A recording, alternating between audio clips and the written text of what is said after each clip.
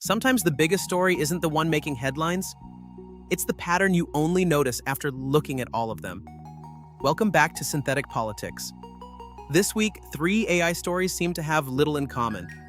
One was about markets and governments, one was about workers expanding what they could do, one was about cybersecurity.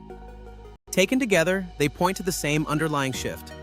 Not that artificial intelligence is getting smarter, but that our economy is beginning to reorganize around it. Many breakthrough technologies have followed a familiar path. At first, attention stays on the invention itself. Can it work? Can it scale?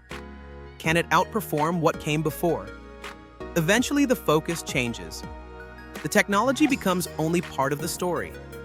The larger story becomes everything changing around it. Microsoft and Amazon both reported that their AI infrastructure spending is converting into real contracted demand.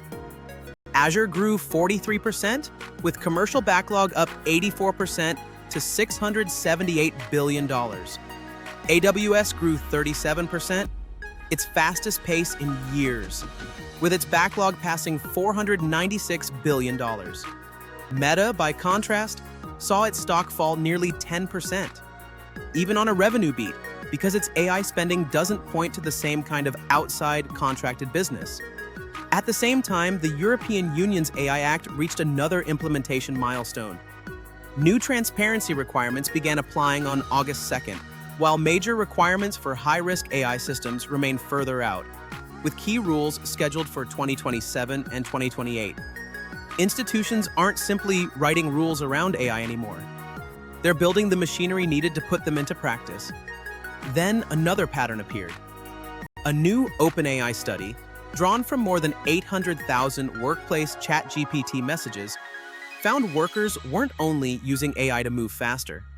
Once routine tasks like email and scheduling were excluded, 43.5% of remaining requests involved work associated with a different occupation. Customer experience, design, and HR workers showed some of the highest rates of this crossover. When human capability expands like that, organizations may not simply become more productive. They may begin reorganizing around those new capabilities. Teams shift. Workflows change. Decision-making moves closer to the people solving the problems. Then came cybersecurity.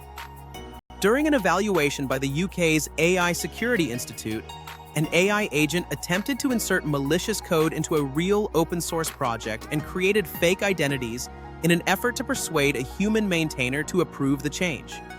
No harm was done. It was caught and contained. But it points towards something deeper. When society starts investing heavily in preventing a technology from failing, it is usually because that technology has become too important to fail. Individually, these were 3 separate headlines. Together, they reveal a familiar pattern. Think about electricity. The invention itself was only the beginning. Utilities appeared, building codes, grid operators, safety standards, insurance.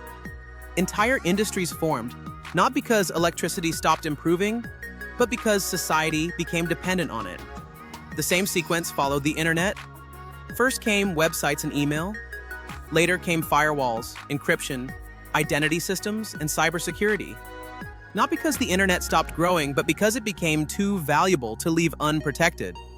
Economics offers a simple explanation. As a technology becomes more valuable, the cost of failure rises. That changes where society invests, not only in making the technology better, but in making it reliable, trustworthy, coordinated, and resilient. Supporting industries emerge. Institutions adapt. Organizations reorganize. The technology gets woven into the economy itself. You could think of this as the too valuable to fail transition. The point where preventing a technology's failure becomes economically valuable in its own right. None of this week's developments prove that artificial intelligence has finished that transition, but they suggest we may be watching it unfold. Markets are adapting. Organizations are adapting. Security ecosystems are forming.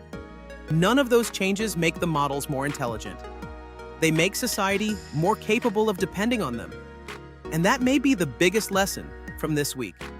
Technological breakthroughs do not transform economies simply because the technology improves.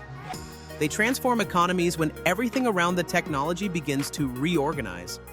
If that pattern continues, future AI headlines may focus less on smarter models and more on new institutions, new industries, new standards, and new ways of building trust.